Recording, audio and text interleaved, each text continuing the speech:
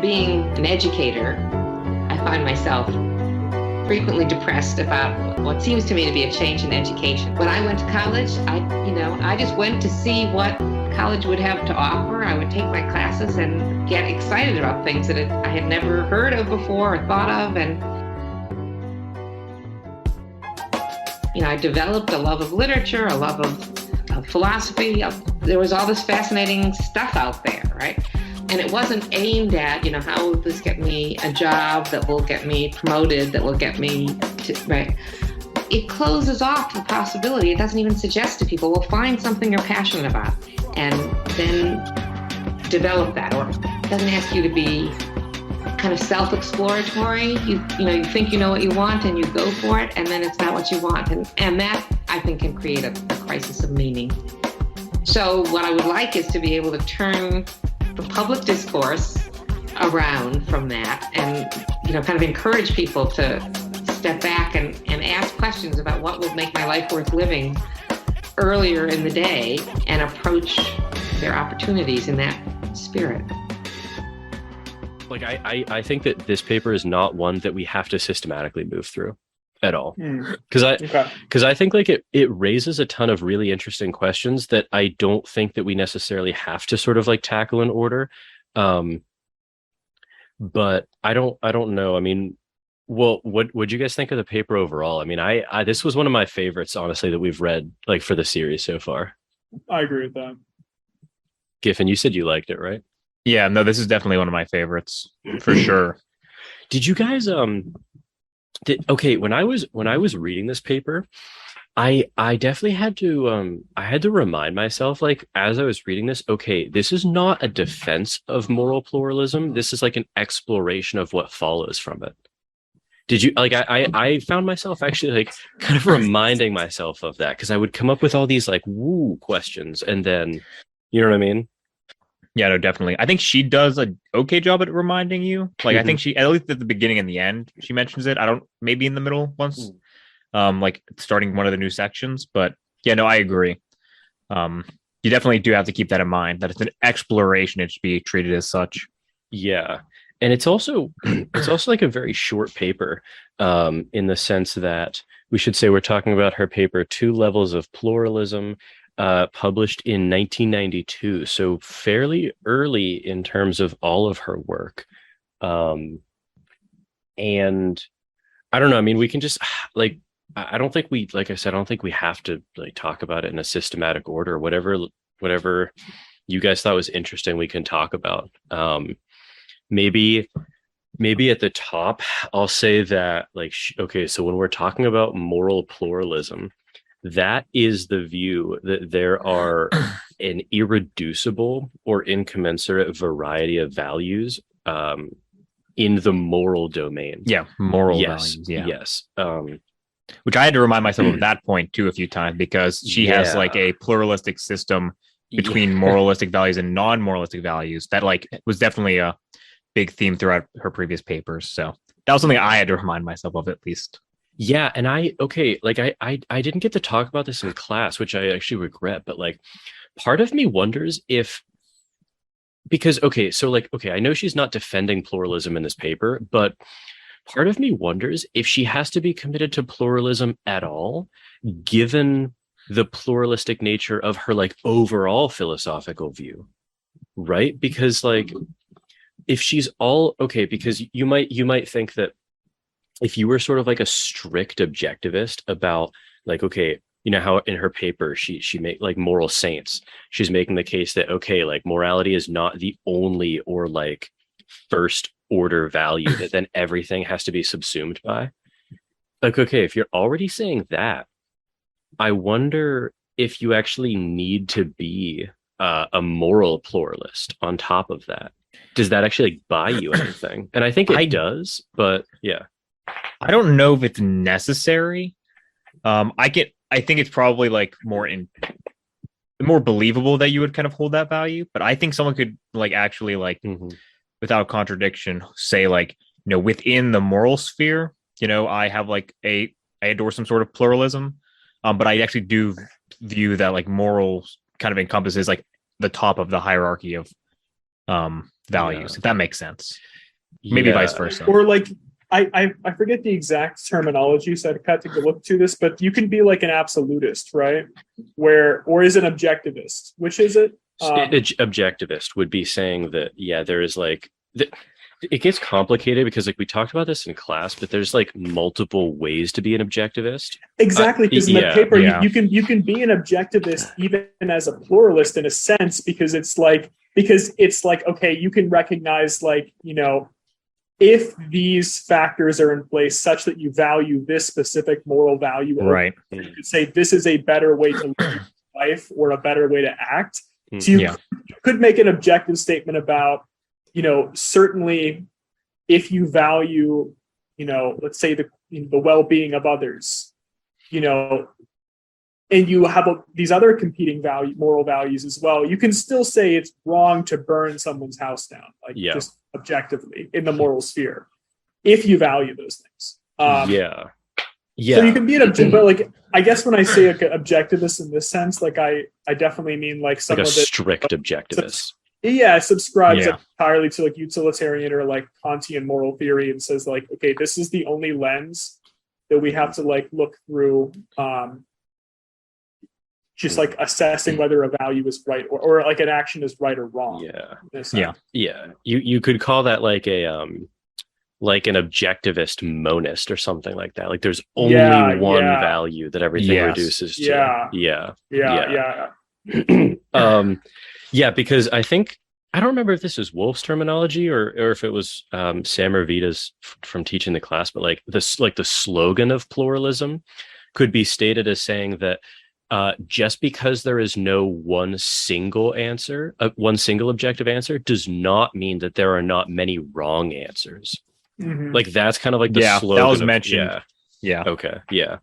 I'm actually curious if, before reading the paper, if you had thought about pluralism, and it doesn't have to be in like strictly these terms or whatever, like, okay, where did you come into the paper at, and did the paper shift you in one direction or another? I'm very curious to hear that.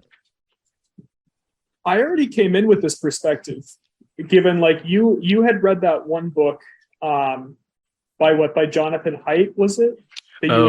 Where you talked about irreducible values that people hold. Mm-hmm. So I've always kind of like held that to an extent where it's like, okay, people can apply different weights to different moral values. And that will lead someone to a different conclusion, you know, to a different conclusion in their behavior than me. And it doesn't necessarily make them wrong. They just value certain, or they just have like an innate value, or they put more weight to a moral value than I do, if that makes sense. Like I've kind of that, not this precise framing, but I've kind of had that mindset. Giffen. I guess I don't know. I agree to some extent. Like Adam described in his example, at least. Like I definitely had a perspective where like I would recognize that like two people like having conflicting, you know, assessments, like moral assessments, might not necessarily be like wrong, where you can like, where we could say like we could say, you know, like definitively one way or the other, which is like better, or like whether one thing is wrong. But I think I was probably a little bit more towards like the reducibility angle going in. Like I think like ultimately like those example, like an example similar to what Adam said, I could probably like think about in the framing of, well, that's just because we have imperfect information, right? So like we can make those kind of claims, but I definitely probably thought like, well, given perfect information, then I could probably imagine like a reducibility framework. So like the Giffen slogan in response to pluralism would be like to flip it on its head and just say like, well, just because we can't currently like reduce these things doesn't mean that we couldn't. That was probably how I would have. That's how I think about how I was going in, I guess. Okay. So did the paper move you one direction or another? I think it moved me away from the reducibility. So again, I don't think I had the same kind of exposure you two had to like the notion before. So that might partly explain it. But yeah, in terms of like the broad philosophical assessment, not like a epistemic thing. Mhm, Yeah, I think I did mhm. shift. I'll put my cards on the table. I'm extremely, I guess, like I still am undecided about a lot of questions about this paper because I don't know. It's just it it was one of those papers that, like, in a good way, raised more questions that I could actually systematically go through and like figure out what I thought about. So Yeah. I know there were a few that I didn't get to raise in class that I'm definitely going to raise here because they're obviously of interest to me. Mhm.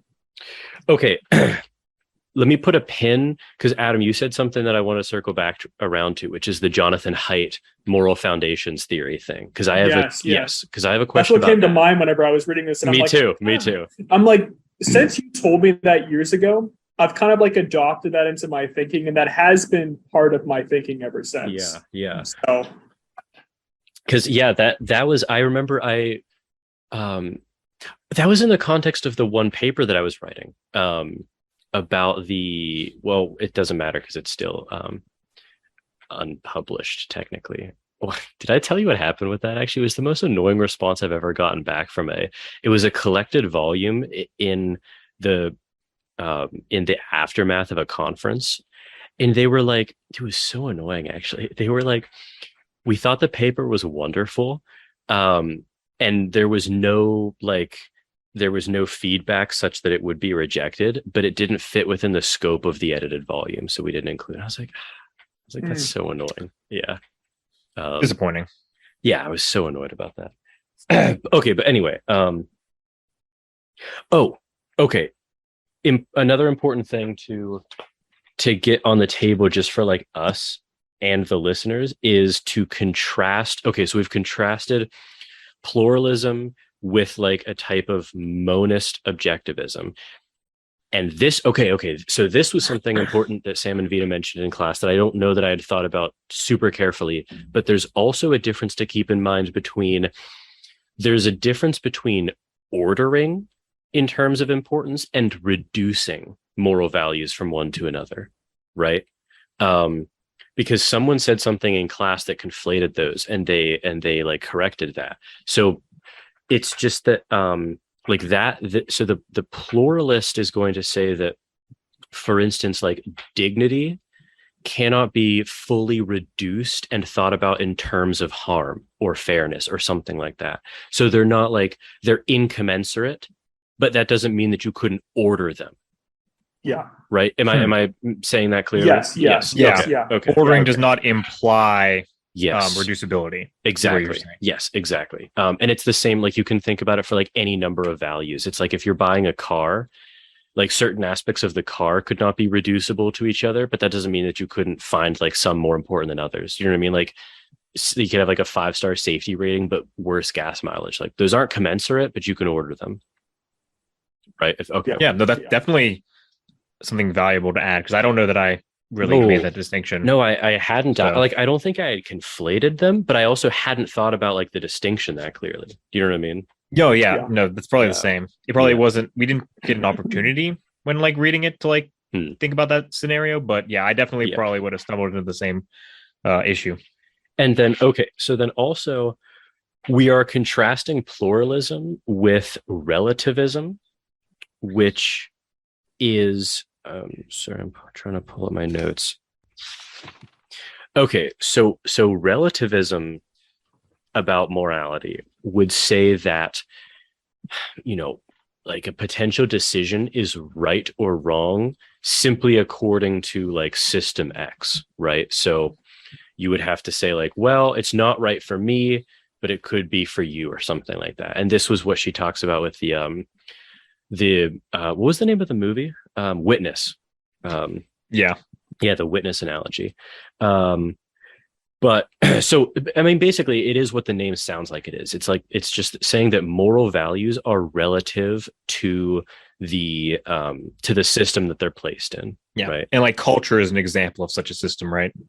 Yeah, and that's more about the second level of pluralism is at the level of sort of whole moral systems or moral societies, and that's talking about subjectivism, which is that any moral system goes, like, there's no, distinguishing between like any moral system.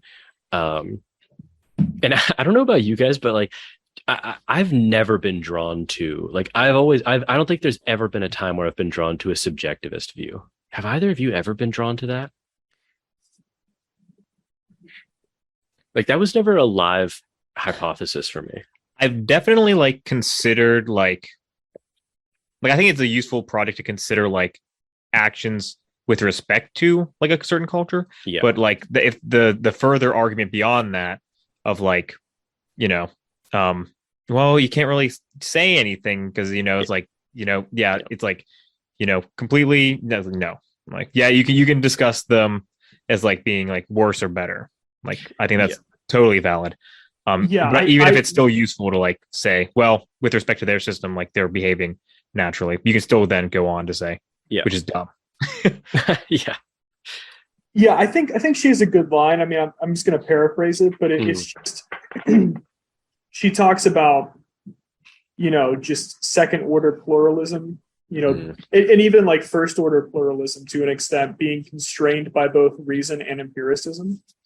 So, and I've always thought kind of in those terms as well, where it's like, okay, I feel like to adopt some level of subjectivism, and I could be totally wrong with this. In some circumstances, it's not constrained by one's own reason or by the empirical facts of the situation. Like you said, subjectivism does that. Yeah. No, that's right. That's right. Exactly. It's like it's more so like, well, I may not see the reasonableness of like stoning a young girl like in some third world country, and I might recognize that there is great harm caused by this, what I mean, but setting those aside, it's like it could be reasonable given the culture. It's like I'm not sure. I've never been attracted by that position. No, I found actually a really good definition of it that Wolf gives. She says subjectivism is, as you might expect, the view that morality is subjective. That is, it is the view that moral judgments are not matters of fact, but merely expressions of deeply held but unfounded emotional attitudes. So it's basically like, if you're a subjectivist, you think there's nothing more to morality than just saying yay or boo to things. And it's just like, that's the deepest level that it goes to. Yeah. And I've never been really drawn to that. Okay. Is there anything that we should talk about before just sort of talking about like anything we found interesting on the paper? I'd be happy to just jump into some of the interesting questions with this one. Okay. Yeah, good. For sure. Oh, there's one more clarification.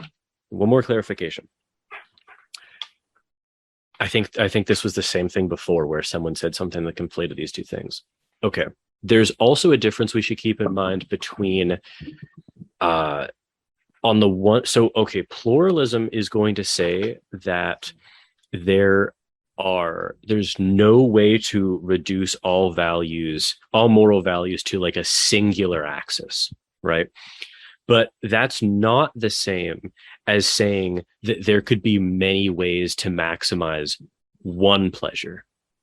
Yeah, and that was another thing that, like, again, I hadn't conflated, but like I think it could be easy to do that. So you could be like a monist objectivist and think that the only thing that matters is pleasure. But there could just be like many possible worlds in which you could maximize pleasure or not, right? Yeah. Okay. Good. Yeah. Okay. What did you guys think about the motivation for relativism resulting from moral disagreement? Because I thought that the two possible responses to moral disagreement were very funny, and I've said both of those things before. I'm like very sure of it, because like she basically says that moral relativism gets off the ground because of persistent moral disagreement. So people are saying X is right and people are saying no, X is wrong or Y is right, right? And the fact that that doesn't get resolved no matter what leads some people to think that it's all relative. And then she says that, okay, well, when we consider the fact that there's no way to sort of get out of relativism that doesn't seem like it's begging the question, like people will say, but no, don't you understand? Like it does cause harm. And people are like, oh, I don't care. It's not holy or whatever, right? Like the emphasis on the sustained disagreement leads people even further to consider subjectivism. And I think like the two reasons like have been very attractive to me in the past, like even now, just like sitting here. Yes. You mean the two responses, right? The two responses, which is like one, like either like, you know, somebody has their facts wrong, and then two, somebody's just wrong. You know what I mean? So it's like, you know what I mean? Which is like, yes, they're both still very attractive ideas. You know what I mean? Yes. Where, like, yeah, I even mentioned the first one, basically, like, you know, we don't know for sure. Like, yeah, of course. Kind of related to that. It's like, someone's just wrong. I've said it like I've said that like mantra 1,000 times where I'm like, just because people disagree, like, doesn't mean one side is legitimate. Like, yeah, I know. 1,000 times. And I think there's still some truth to that, right? I mean, it's just like you can just, I mean, there are a lot of, let's say, moral dilemmas today, or I'm sorry, ethical dilemmas today that are just like, okay, like, I don't think that my interlocutor has all the facts on the table. Like, they're not conceptualizing this well. You know what I mean? So I don't know if you guys are still attracted by that to some extent. Of course. Yeah. I said I'm like a supersized bag of those mixed nuts at the store right now. I have like intuitions every which way about this stuff. Yeah. And the other thing too. Okay. Oh, this is one of my biggest hangups, and this is circling back to the pin in the moral foundations theory that you were talking about. Okay, so the first way, so we just talked about the second way to resist relativism, but the first is that to note that much moral disagreement is not real. That is, it is not real moral disagreement. Okay, here this is like a question that I had, and I wrote about it in my reading response to this. Okay, so she says, I don't remember where, but just grant that I read this correctly. So granted. Okay, here's like a big issue that I have with pluralism in general. And I don't like, this isn't me saying it's like, I don't think it's right or whatever, but this is something that would have to be solved for me. Okay, so yeah, okay. Wolf says that pluralism doesn't permit of anything going, right? It's not, she says that explicitly many times. It's not that any answer is fit to be on the table of answers, right? So, okay. And she says that because she says that moral pluralism doesn't permit of anything being included in the moral realm. Right? Like, she's talking about moral reasons here. She's talking about there's a plurality of moral reasons. Right. Okay. So like, I totally understand that view, and I understand the attractions to the view, but here's like a really, and I don't know if it's a damning problem or just a really hard problem that I'm not seeing a way out of. So that raises a huge question that you could accuse the view of like begging the question about, which is, okay, like, how do we constitute what counts as a moral value then? So I'm thinking about like, okay, so first of all, it's clear that Woolf herself even, and I think all of us would agree that there are some values that are not moral values. And that's like a lot of the shit we've been talking about the whole series, right? So like, this was, it's like, it goes back to the example of me owning the car I have, right? Exactly. Those are non-moral values for me owning the car. Okay. So that to me sets up, there's this very clear, there are at least two bins we're considering here. There are moral values and there are non-moral values. And then, okay, so we have one on the table, like attraction to just like an aesthetically cool car or something like that, right? Mm-hmm. Now, a value that is obviously moral to me would be like the creation of suffering, right? So that's a clear moral value and a clear non-moral value.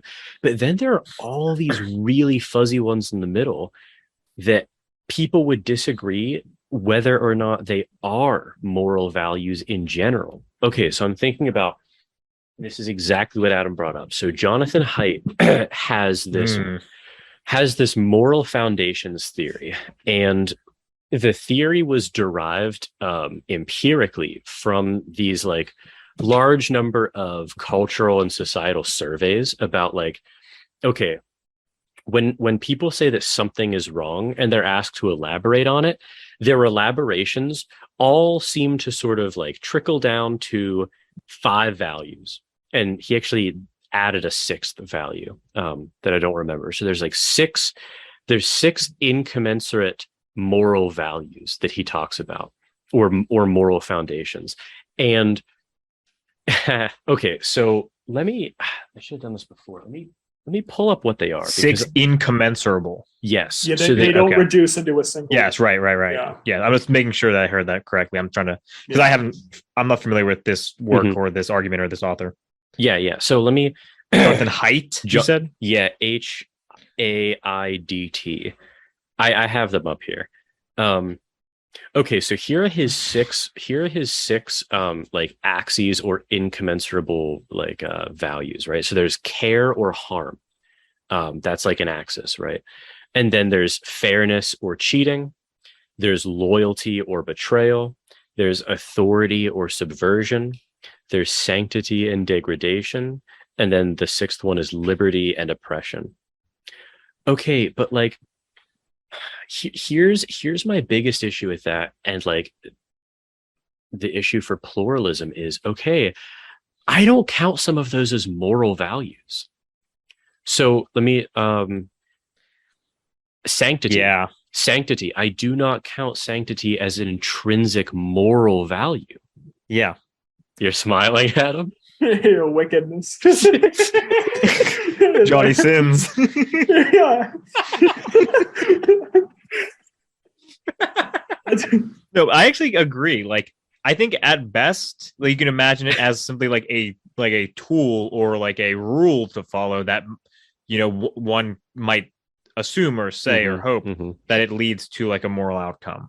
But inherently, yes, no, exactly. Wait, which one is the 6th one that he added later? Liberty or oppression.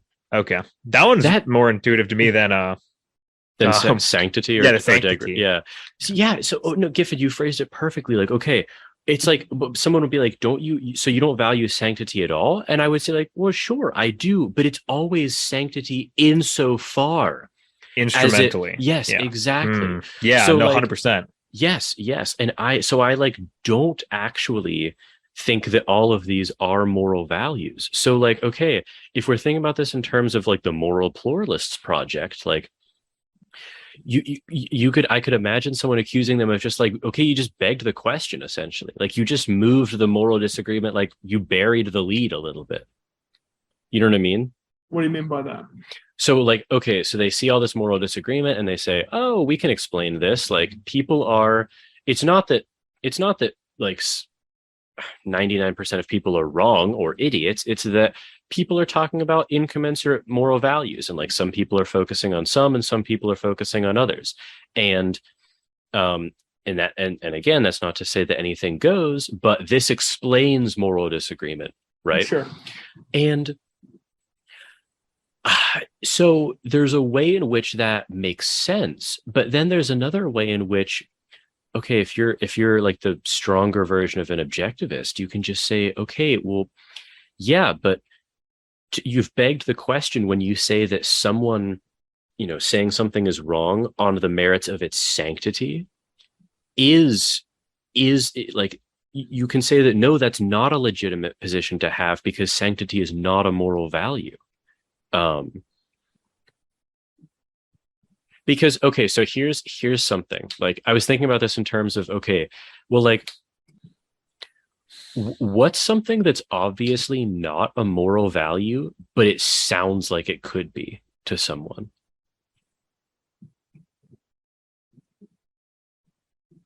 What about like purity? like not being contaminated by like, you know, like people of, I mean, when you spell out the details, it can be like easy to straw man, but like, okay, but purity in and of itself is not a moral value, but I mean, the vast majority of people throughout history would have said it is. Do you know what I mean? So like purity is a little value. Like I guess with purity though, it's like you don't view like purity as like a moral value. Yeah. But certainly a lot of people do. So So like I feel like in an empirical sense, like are you saying that they're wrong to hold that as a value? I mean, how could someone be wrong to hold a certain value? So I'm not saying that they're wrong to hold it as a value, but I'm saying it would be wrong to think that that's a moral value. Because so like what I'm saying is that like so Wolf already talked about there are all these things that aren't moral values. Yeah. And I'm saying like both of the ends of the spectrum are super clear to me, but then there's going to be, because remember, like, because if you're a pluralist, we still have to stave off the relativistic impulse to say just like, well, it's a moral value according to them. Do you know what I mean? Like there still has to be a fact about the matter. Yeah, it does seem like it's an implication, like or an assumption that Wolf is taking that like there is a line. Yeah. But I don't think she spells the line out. So maybe that's another project for another day from her. But yeah, I kind of view purity like in the same category as like, I don't know. What about something like sloth or like hardworkingness, right? Or just like willingness to work hard. Hardworkingness is an interesting like one. dedication, work ethic. Yeah, I mean, like, is that really reducible to like something like happiness or harm, or you know what I mean? I don't know. I don't think so. But I still kind of like if I see someone that's just like deeply sloth, you know what I mean? Like or slothful. Like I do think that's like, I certainly have, I could be persuaded otherwise, but I have a moral intuition about something being in the moral domain there. Just like, I have an intuition. No, me too. Okay. But is that a moral value, or is that like simply like an indicator, like probably is it a heuristic? That, yes. Yeah. Yes. That's what I'm wondering actually. Is like, okay, because it's like, because I was thinking about this myself, and like Adam, your example is actually just it's too perfect, right? Because they're like, I know people like this, right? So I'm looking at this person and I'm thinking like, okay, you asked, so I'm thinking like, that's like objectively wrong to be that lazy, right? And then I'm asking myself like, okay, why do I think that? And I don't know about you, but I catch myself like, I am naturally spelling that out in terms of they would be happier and the world would be better off, like if they actually just weren't that lazy. I don't think I even spell it out in those terms for myself, though. It's like, okay, it's just kind of something kind of innate to like their behavior, like outside of like the implications it has, like, because you can imagine someone, and certainly people come to mind that are like deeply lazy, but also like quite content. Yes, you know? They're happy. They endorse the lazy. Yes, and I'm not actually sure about he wants to be slothful. And with like, I don't know. I mean, there are like, I don't know, 8 billion people in this world. I'm not sure them like their behavior one way or the other would have such a deep impact on society. So it's not even like at a societal level, or it's not even that like I kind of like, I guess like augment their behavior to take on kind of a condemnation of society as a whole. It's more specific to their behavior. You know what I'm saying? Like there's something innate to their behavior that is in the moral domain for me. I think I was definitely thinking more towards Jordan, where like, not even like the part where it'd be better for them, because like, you know, you can imagine a case where it might not be as much, but like definitely like the world would be better. Like I definitely feel that intuition. And it doesn't have to be the fact that like, and I think that there's an easy way to make like edge cases where that wouldn't be true. Like if this was like a wicked person, they were more productive at being wicked. picks up the plow and goes and beats kids. Yeah, Yeah. exactly. Like I'm not talking about those because then Yeah, then like the objectivist could just say, well, okay, but like that's not like an exception. That's just something else is wrong on top of the sloth. You know what I mean? Yeah. Right. I don't know because so think about this case then. So think about it even in terms of like just keep it all within the same person's psychology. Okay, like okay, if there's someone who's pretty damn lazy, right? Hypothetically. and they hypothetically they happen to be on this call. No. Okay, so there's someone who's like pretty damn lazy, but because of just, spot me whatever orchestration I need to have in order to get that up and running, that if they were more productive, they would actually be less happy and less fulfilled in life. Then I think that then I just say, okay, well then it's like a good thing that they're not more productive. Yeah, so it sounds like the ultimate moral value there would be like it's kind of utilitarian in a way. Yeah, consequential, at least consequentialist. Right? It's I mean, I'm still looking at this from like, I mean, at the end of the day, You're kind of cheating a little bit with that example because you're putting this back into the domain of harm. You're putting but see, you're saying they'd be less happy, and that. But that's the point. If you think I'm cheating, so okay, here's no. The problem. I think to formulate it correctly is they would be equally as happy, or they would have the same psychology in either situation. But in one circumstance they are a productive member, and in the other circumstance they're not. But in this case, they're just slothful. Okay. So is it? Okay. Is it? I don't think it's incoherent to respond to that. That it would be better for them to be less slothful, all things other being equal, but that it's not morally better. Ooh. Okay. So you're kind of You're actually up against my intuition on this one. Yes. Very much so. Because you think, okay, so you think it'd be morally kind of equivalent if, let's say, if you grant, let's say that their psychology is equivalent, and that there's no impact upon the world. So they're kind of like almost like living like in isolation in this sense. And just to clarify, when you say their psychology is the same, you're saying like there's no perceptible change in their like well-being, for lack of a better word, right? Correct. Okay. Correct. Okay. Gotcha. Correct. So you're saying they would be equally as moral, living the slothful life as opposed to living the kind of the productive, hardworking lifestyle. Their psychology is the same, and the world is the same, like well-being wise. I'm sorry, I don't remember if you included. He did include the world. Off. Yeah, okay, he included the world. Sorry. Honestly, yeah, I want to say like I am drawn to the statement that it's better, but not morally better. Like, because I think all of us are keeping in mind like the Wolf's distinction between values that are still legitimate values and then moral values. Because and I also like, okay, because I don't think that precludes me from being able to make evaluations about that person's character either. You know what I mean? Like, in that, like, you can still do that. So, but you don't view it as a moral failing on their part. I view it as a failing. It's a moral failing. I don't know. See, that's like, okay. I view it as a moral failure. I think I would. I feel that intuition now. But once you grant like that, like they are and the world are actually like equivalent in these scenarios, like I don't know. Like, is there something deeply flawed about that person? Yes, but is it like a moral flaw? I'm not sure.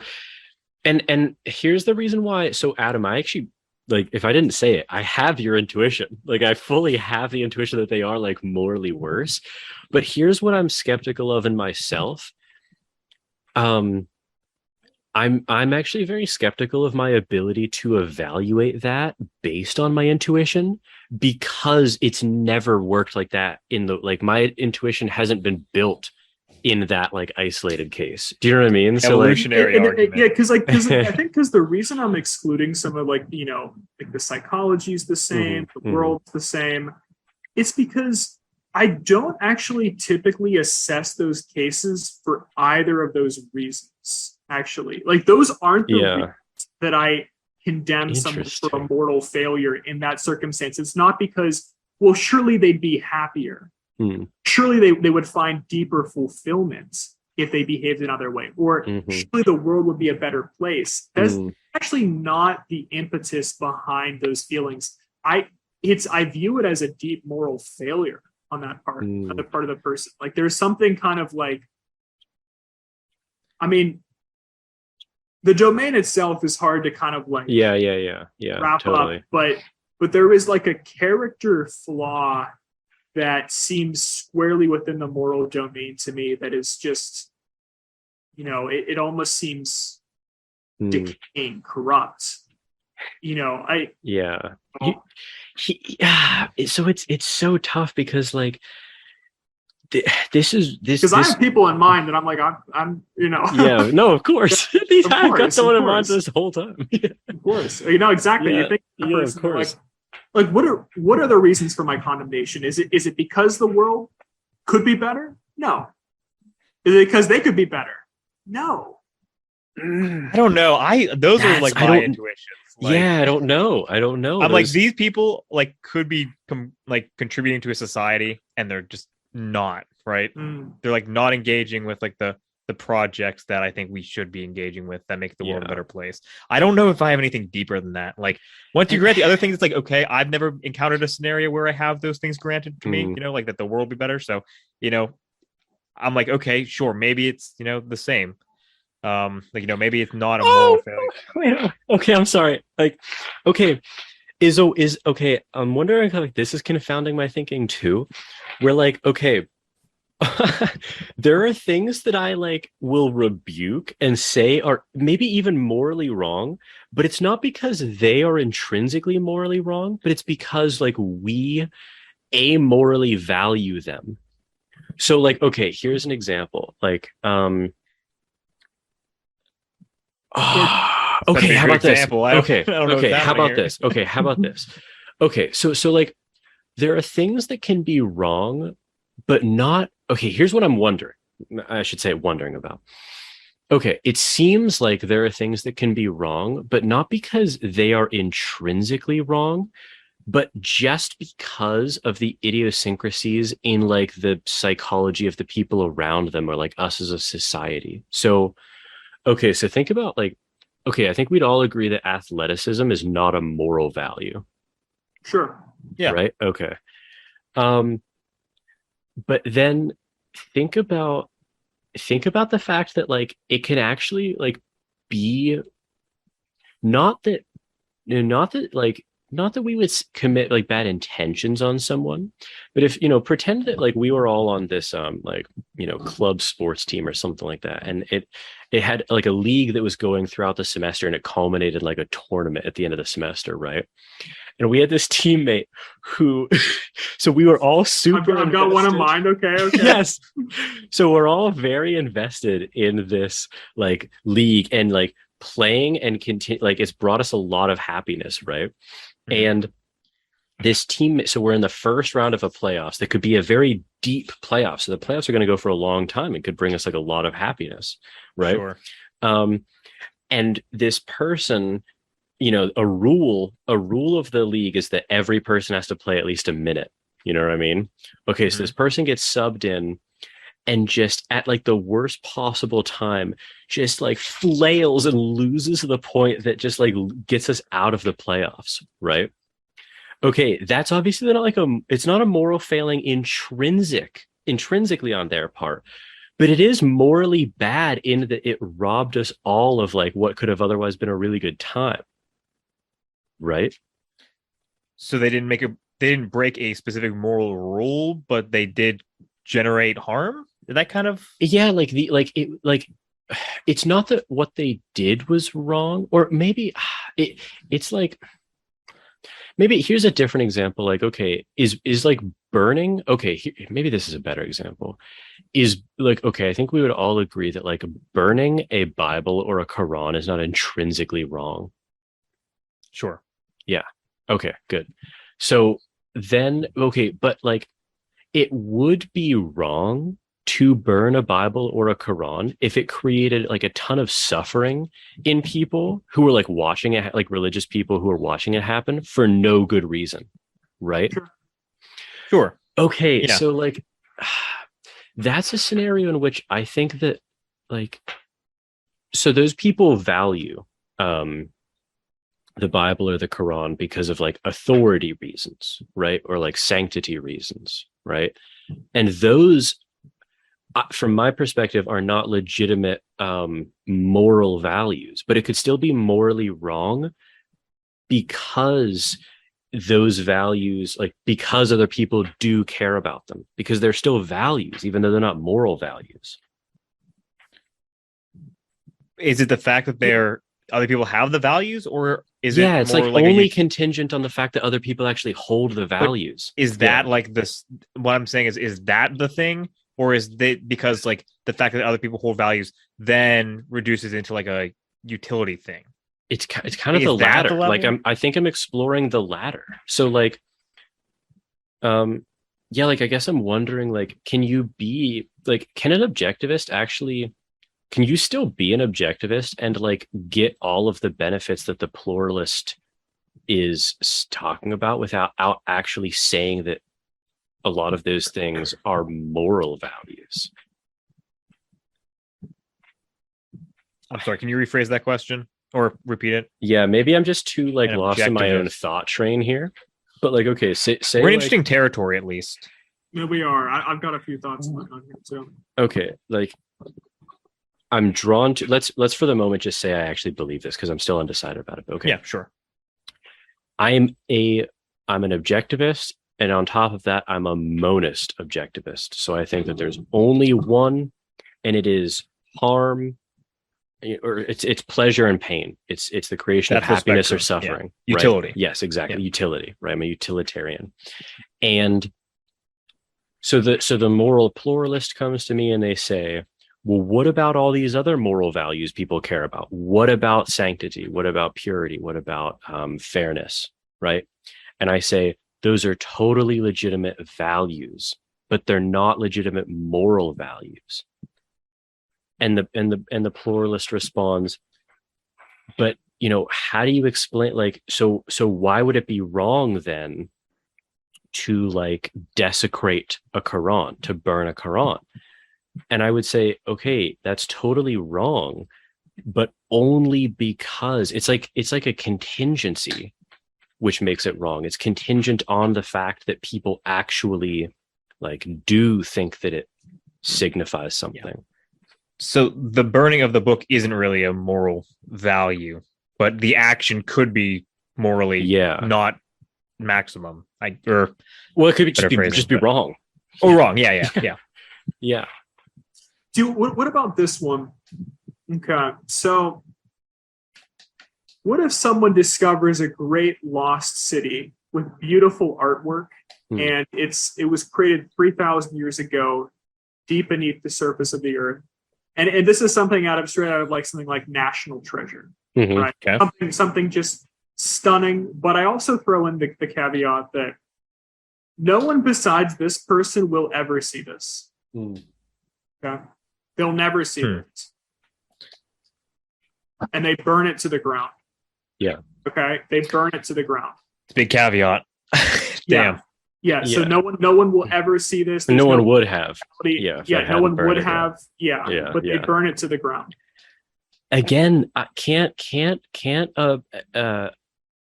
someone say, yeah, that's totally like, that goes like, can't that just be like an aggression on like, remember in Giffen, you didn't read this, but in Good for Nothings, Adam, she talks about like value that can't be it's like the corruption of a value that's not a moral value. like I guess what I'm saying is it's not clear to me that that avenue is not congruently open. I think I bring this up because it's just like for something like me, Yeah. like I still have an intuition in the moral realm there. Like I don't see the harm, Mm-hmm. but I see a moral failing there. Mm-hmm. That sanctity axis Mm-hmm. Mm-hmm. for me right there, where I'm just like, Yeah. there's I'm something, sorry, there's a character failing there that seems to be in the moral domain, and that's where I lose you right there. Yes, no, but you don't. I have that intuition in the moral too. domain, and it's like because yes, because you're saying, well, couldn't this reasonably lie outside the moral domain? It's like not at least that's not my intuition. It's not. So can I say why? Like, okay, maybe I haven't been clear, but I totally get that it's a moral, like I have the intuition still that it's a moral failing too. Like I genuinely do. But like the reason why I'm really skeptical of my own intuition about that is because like it's because of almost exactly what you said. Like I'm thinking about how I'm viewing that person, right? And I'm worried that wrapped up in my thinking that that's a moral harm is the fact that this person, like I would just view their character as like morally corrupt because of what it says about like what else they've probably done or like what else they're going to do. And it's because that's like how we think about people's characters in real life. Do you know what I mean? So you think the moral domain can only include behavior that has consequences for other people or oneself? Like it's got to have some real consequence for others. It's hard for me to understand. You have to point to the consequences on the psychology of, or the psychology of others and oneself. It has to manifest for something to be moral. This is the view that I'm drawn to, because again, I'm not fixed on any of this, but like, yeah, of course. The view that I'm extremely drawn to is for something to count as a genuine moral value or moral claim, it has to manifest itself, at least potentially, to bring in the epistemic concerns, right? In consciousness somehow. Like, if it doesn't affect what people actually feel in actuality or potentiality, it's hard for me to see that as a moral value. Which again, I think is like, I should be clear, is like, it still leaves space open for amoral values or non-moral values. I think the moral domain could be defined that way, and I'm happy with it being defined that way, but that doesn't encompass my intuition on the subject. Yeah. So that's very fair. Yeah, like I mean, Wolf, you know what I mean? About, yeah. Oh, go ahead, Giffen. I'm sorry. I was gonna say, like, Wolf is definitely the type of person who, in their writings, they definitely, she definitely makes you kind of question your intuitions and pulls you in the direction of that. And so I think it's totally fair to like phrase it the way you did. Yeah. No, because intuitively, like psychologically, 100%. Like I probably walk by people all the time where I'm just like, moral failure, just like like I don't even need to think about it. Just like that's the way it is. But like once you like grant these things that we don't like really encounter in day-to-day life ever, like then it's you got to challenge your intuitions. But at the very least, the intuition is there. Yeah, absolutely there. And it could be like an unfounded intuition, right? Like it could just be that I have the intuition these things fall within the moral domain, because there isn't really an answer for why burning some lost city that is just beyond beautiful to, why would you do that? Yeah. When it neither affects the person who did it psychologically, they're no off worse. They're not off, better. Yeah. They're not better off, or they're just the same as they walk away from the ashes. Or perhaps like they're gleeful. Like like perhaps that'd be morally good in that sense, right? Because right, I mean, right, because like in fact no one's ever going to see that, and under this system, like the only effect it had was and you would have to also posit that it never affected them again in the future. It's just like that it makes me, I honestly am a little bit skeptical of like my own intuitions when we get into that strangely orchestrated a case. And I think, I mean, is it too far off that, someone could just have the desire to just kind of destroy something. I mean, watch the world burn. Yeah, but I don't think it's too far out there, actually, that someone could do something that we would rebuke had we been there, but that it will never have any tangible effect on the world, nor could it have. Yeah, and it also doesn't affect. I'm sorry, one more clarification. Yeah, and it also doesn't affect their character in a way that could manifest in the future. Yeah, that's the last edition makes it very difficult for me to at least come up with like a plausible real world case of that. It's so hard to conceptualize. Yeah, but I do think that, like, to the extent that I can, I'd be willing to entertain the idea that it's like not a moral, domain question in that case, even if it's, just because your mind runs through all of like the ways in which you could imagine like the world would be better. But once you grant that, I don't know. Like, I can entertain the idea, but it's like pushing my intuition pretty aggressively. Because it's like I don't know, like maybe like maybe my mind has been like debauched to a certain corrupted, purity zero. Yeah, well, I was saying like from the sort of like pre-philosophical position, you could say that like my mind has been debauched by just reading this stuff for years at this point. But like, okay, just to like put my cards on the table, I do like, whenever I'm thinking about like people in my life or whatever, right? And I'm thinking about like, whether to just like maintain associations with this person, like the level of which I'm going to trust this other person, like all of the, like just normal things that everyone thinks about in terms of like people in their lives. Like, it does to me come down to like, whenever, like when someone wrongs you and it's just like, I don't know, that like, I'm sure I've like all three of us have been in a position with respect to each other where it's like someone seems to have wronged you or whatever, and you like have a really negative evaluation of them until they explain something about the situation that you like didn't realize or something, right? And it's just like, oh, okay, like this person, they didn't actually like, this isn't a bad person, it was just like a weird situation or whatever, or like my assessment was wrong of them. Yeah, even if it was a reasonable assumption that you made, right? Yeah, exactly. It's like, what a crazy like coincidence of an explanation that like I wouldn't have even thought of, but now that I know it. And it's just like, okay, because I'm thinking about like what is that, like what does that change actually mean? Like why is that change impactful? And it's because for me at least, like the way I'm thinking about it is like I want to know if I like, is this person going to wrong me again? Like is this going to be like someone who like, are we on different playing fields here? Like is this person just going to like wrong me again and think that it was like fine, or like are we a member of the same moral community at all? Exactly. Like is this someone who I can like, kind of like share a moral life with in some sense? Do you know what I mean? Yeah. I don't know.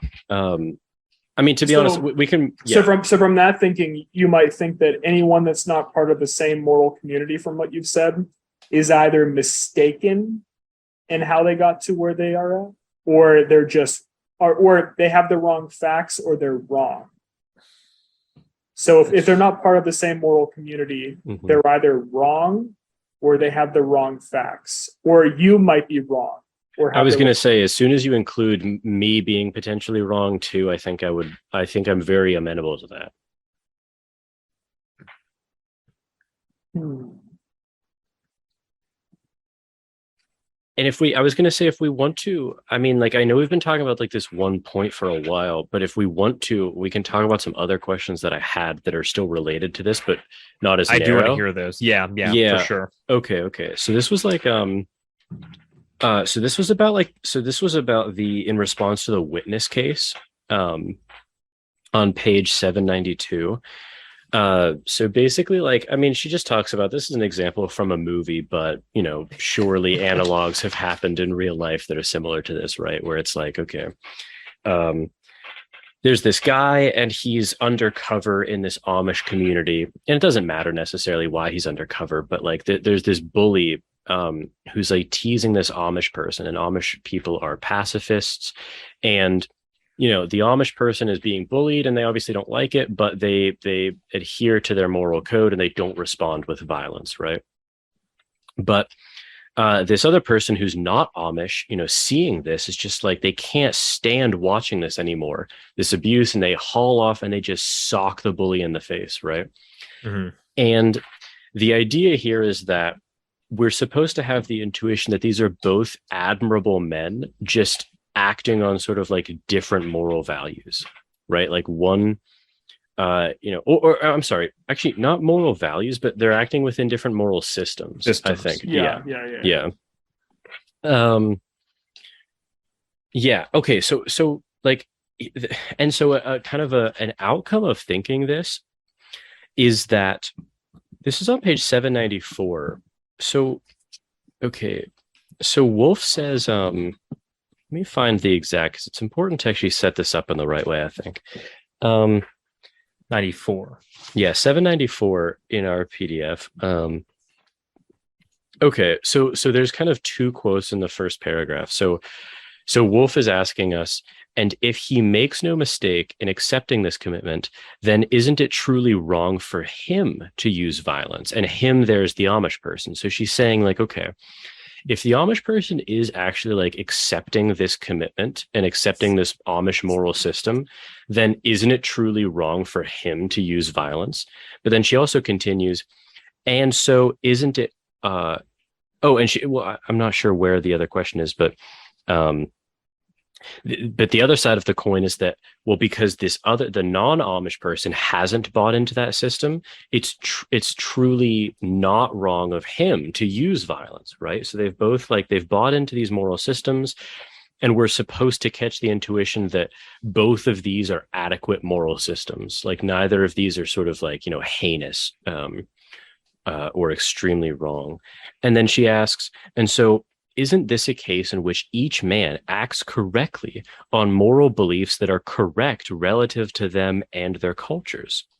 So in the next paragraph, she continues, if Daniel's belief that it was wrong of him to hit the bully reflects a more general belief that it is wrong for anyone, independent of his or her culture, to engage in violence for any reason, then his position is ultimately inconsistent with both first level and second level versions of moral pluralism that I have described. Daniel is the Amish person. That's right. That's right. The moral pluralist would be right then in characterizing Daniel's moral beliefs as, at best, harmlessly false. Okay. And I'm sorry, one more quote. She continues in the next paragraph. She says, one may believe that it is wrong for oneself or for members of one's culture to do something, while yet believing that others may be morally permitted to do it. More plausibly, perhaps, one may believe that it is wrong for oneself or for members of one's culture to do something without having any position at all about what others sufficiently distant from oneself are morally permitted to do. Okay, and that's where like a lot of my thinking was kind of stemming from, that last section. And like, okay, I don't know if you guys had this thought at all either, but like part of me is wondering like, okay, what does it actually mean to believe that an act is morally wrong, but not for everyone? Like, I think it depends on the culture, right? I mean, like I imagine like another scenario in which like, I don't know, say in a certain culture, there's like a certain act of breeding between two people that, care deeply for each other, that would be seen as possibly a little obscene, like in our own culture, right? Yeah. And for one to engage in that, I don't know. No, go on. It could be whatever. But the point is that funny like examples that come to mind. Yeah, but it would just be like the idea that one of those individuals in that culture could engage in that act because it's a cultural thing. But if someone else outside of that culture engaged in that same act, it could be seen as like, or it would be immoral, right? Yeah. And I guess what was motivating, so to me, it seems like that was motivating a lot of my questions about like, I wonder if everything does reduce to harm, or or happiness then? Because it's like, well, so when you drill into the details about why it would be wrong, like it's almost implicit in the question that like the reason why it's wrong is simply because it's like it's a practice in this culture. You know what I mean? So like I think do you remember from Seinfeld there's that funny example of like George's dad or was it George? I don't remember if it was George or his dad, but like they were refusing to take their shoes off in like that Vietnamese household where it was like it's like a huge insult. Oh really? Yeah. It's like That's funny. it's a huge insult in some I don't remember exactly, but like in some Vietnamese culture to not take your shoes off like when entering like the home or whatever. But like, you know, like I think it's George's dad has like some like foot disease or whatever. So it's like so it's like super his foot's like gross and stinky or whatever. So he refuses to like take off his shoes. But then like that creates like, you know, like suffering in those other people. So like, okay, like that's motivating my thought of like, what can't you still say that, yeah, like this is where you can be like a pluralist, but in a more like, I guess you could say like a reductionist way. That like things can be on their surface, like you can have like a pluralism of values, but when you dig into why, it's only because of the sort of like idiosyncrasies or contingencies of that culture. Like it's wrong because it makes them unhappy, not because sanctity is actually a moral value. I don't know. You know, I get that intuition. I had an example, but it kind of escaped me. Yeah. I think we have to go like in a maybe like a non-harm direction. You know what I mean? Because like that still has to do with harm. For me, where it's like it can be reduced to harm. Certainly that example of taking one's shoes off, where it's like, you know, you would be causing offense, which causes harm. Mm-hmm. So it just ends up being a harm question. Yeah. You know what I mean? I think we'd have to circle back around to maybe a previous example or a new one where it's like there isn't not harm, really any harm done. That one, it's just like there's clear harm done, clear not. Direct harm versus like total harm, because like that in that example, it's like very clearly like going to cause direct harm, right? Stinky. Mm-hmm. But like I'm trying to imagine an example where like there's like this kind of difference in like culture or whatever, that doesn't boil down to a misunderstanding, but like, you know, it's not causing direct harm to anyone, but like you can imagine that like the consequences like ripple out to cause like some net negative. But like it's hard to think of an example that doesn't include that. Yeah, I don't know, like a lot of this shit to me is just it really makes like psychological sense, but I guess I'm wondering if there's more going on sort of like underneath the psychology with pluralism. You know what I mean? I don't know. I'm genuinely conflicted about it. Yeah. Because like I don't know. And like, okay, like, because I've been taking the side of like the anti-wolf here, but like, I mean, like if I'm thinking about like my everyday kind of thought process about stuff, on paper it shows up as extremely pluralistic. Do you know what I mean? Because it's just like, in practice, very much like this. Yeah. In terms of like her explaining, like moral disagreement, which is kind of like how she preps us. Yeah. Like that is incredibly intuitive. Yeah. But like once you dig out of like the practical realm, then it leaves a lot of questions. Yeah, because it's like, okay, because it's okay. I remember like this is kind of how I like opened the paper that I was talking about earlier, which is like have you got I'm trying to think if I've ever had this experience. I'm sure I have. Nothing's coming to mind, but like, okay, because you remember Wolf says like, you know, when she's saying like there are certain things that are objectively wrong, just because there are many right answers doesn't mean there's nothing that's objectively wrong. And she says that the objectively wrong there is constrained by reason and empirical fact, right? Have you ever had a disagreement with someone where like there's actually no question about the relevant facts, but yet you still like is that not the most uncomfortable thing in the world, actually? Yeah, I've held many of those conversations. Of course. Yeah. And like, yeah. Those are incredibly frustrating. Those are incredibly frustrating because there's like I don't know. Okay, so this was like this. I think this is my last like question that I was thinking about a lot. So it's like, okay, if empirical fact and reason can constrain bad answers, I guess part of me is wondering, like, I don't know. I was just kind of thinking about it like visually a little bit, right? So there's like an axis of like, you know, there are like, and maybe the axis actually kind of like opens up a little bit on the pluralistic side, right? But there's all these like moral systems down here that are just genuinely terrible, right? And they're genuinely terrible like because of reason and empirical fact. And I buy that. I totally buy that. But then part of me is wondering, like, okay, if that's true, what's preventing reason and empirical fact from sliding all the way up that axis and eliminating everything except the actually best moral system then? Like, because she says, oh, I'm sorry. Yeah. No, I was just going to say, like, it kind of goes back to what we said earlier, where it's like, certainly you can define it that way. Certainly you can define the moral domain. I don't see anything necessarily logically wrong with it. It's perfectly acceptable. It does run up against my intuition.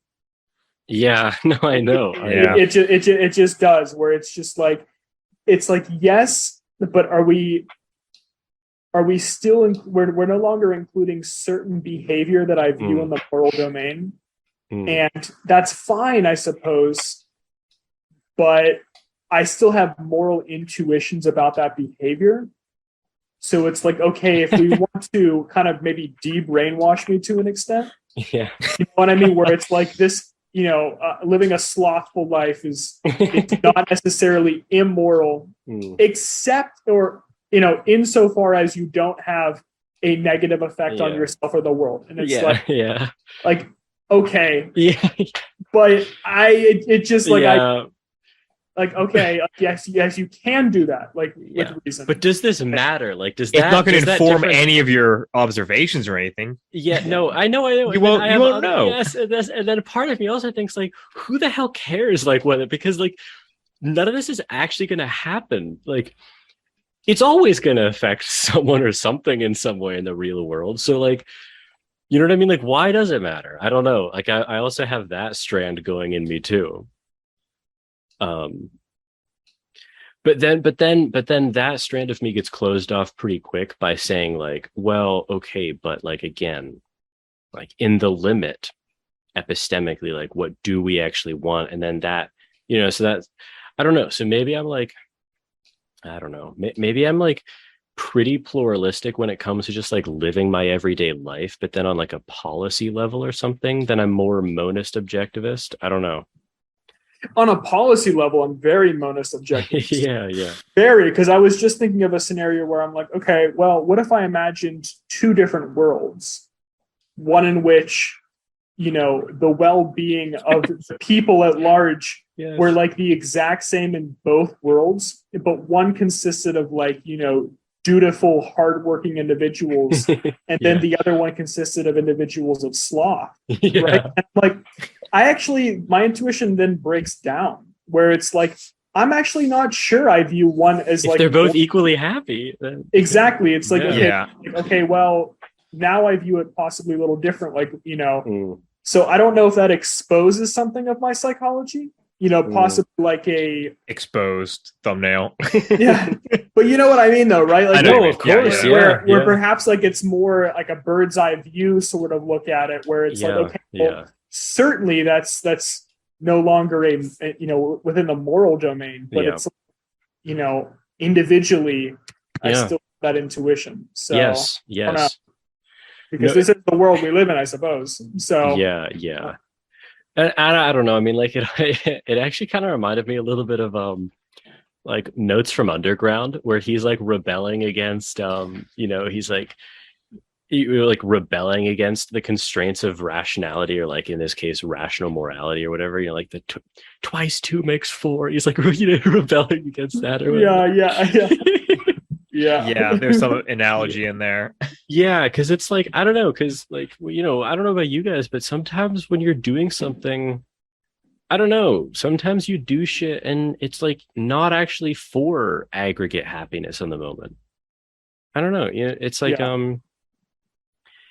I don't know, like you do this shit all the time. It's like, okay, when you're like working on a paper and it's you already, or not, maybe not a paper because it's a bad example, but like you're doing some assignment or whatever, and it's already 100%, it's going to be 100% because it's just done correctly and it's done well and everything. But then it's like, oh, but you continue to improve it. And the strict kind of rationalist could say like, well, it would maximize your utility to like go bring other grades up or whatever, right? Like this, I mean, this was literally, this isn't even an example. This just was me in undergrad. Like, because I got like all A's in all my philosophy classes, and I am 100% sure that I poured extra time into there when the grade was already an A, and I got a B in some, engineering class or whatever. And the strict rationalist is going to say like, well, you're being irrational because like you should maximize this. And then I would respond like, okay, I don't want to, like, I don't give a damn about like, in this case, you might make a pretty strong argument given where you're at that like you actually were maximizing utility by focusing on the well, but even if it didn't come out that way, do you know what I mean? So like you could say like, I don't think it's incoherent to be like, I don't really care. Like, I'm not doing this to like maximize utility. Yeah, I mean, that's fair. I think a strict like utilitarianism definitely is critiquable like that. Exactly. Yeah. I know. I have like a lot of mixed intuitions about this. I don't know. Yeah, I mean, honestly, like just sitting here talking about the because I think we were all to some extent drawn to like a utilitarianism, but like it definitely does show like the appeal of like pluralism. That of course, just discussing these things, it's like, no, of course. Even granted like equal happiness, like, oh, what a there was a very like, sly move. There are too many sloths around. There was a happy sloths does not a happy like Adam make. It's just like there is something that still just tugs on me where it's just like it's like, okay, you could say that the reason I condemn that behavior is beneath the psychology, beneath it all, it's like there is, it's because I know they'd be better had their behavior been different, or they would be better, or the world would be better. But that's not the driving force. No, right. And one could say, I'm mistaken in that, which is fair enough, right? I'm mistaken in that being and making a moral judgment of that kind. Okay, fair enough. But I do. Yes, yeah. I do. And I appreciated the extremely, maybe not underhanded, but clever part of the paper where Wolf said, she sort of turned the mirror on the utilitarian, and she, more pluralism explains oh so neatly why you're drawn to utilitarianism or Kantianism. Yeah. Oh, that was very. Because I like that. This is a legitimate moral value, and I was like, damn you. Yeah, and it's a strong one too, because like if you still accept like some sort of order, that's probably a pretty high one, right? Exactly. And again, she's going to say like ordering doesn't, right. Just ordering doesn't conflict with the incommensurability thesis. Yeah. So does not imply what you think it implies. Yeah. No. Yeah. No. Yeah. No. This was definitely one of the most enjoyable papers. Oh, for sure. Of hers. Yeah. And 100%. also like if like you've listened to this, to be honest, I think that we actually haven't even covered like a good bit of the paper, because like we just went into other areas, but like the paper itself is actually very interesting from the perspective of, because to be honest, I think we all just probably agree about this, like whether you can be a pluralist and actually robustly not slide into relativism or subjectivism. I think she made that case extremely convincingly. Yeah. But there's a pretty big difference there. Yeah, huge difference. And I agree with her that it's not cherry picking either. I mean, there's like a very clear way in which, like, honestly, the baseball analogy was just perfect for that. It was perfect for that. I mean, there are some people who we just know are not the best hitters of all time. And then there's a legitimate debate about who could be. Yeah. Even I agree with the sport analogy. I just need to find a moral system that will say it's permissible for me to just impale the person who stole who stole my bike. Did I tell you guys about your bike? Yeah, like a few weeks ago. I think I forgot to Damn. Dude, it was on campus too, and it was outside the library at like 9:30, 10 o'clock at night. I came out and the lock had been cut and my bike was stolen. Miserable. Yes, I just want to, like, for the rest of my days, you don't care if he's happy. Yeah, exactly. I don't do this for the utility and just sink the pike into him. Pike. Just a head displayed outside the library. Like, do not steal my bike. There are no pluralists. It's like utility be damned. Yeah. It's like a population ethicist comes around. He's just like after scanning both your brains, he was actually happier than you were sad for him taking the bike. He's like, so it's actually like a morally good thing. Like his pure ecstasy as he just drove away on the bike outweighed the harm done.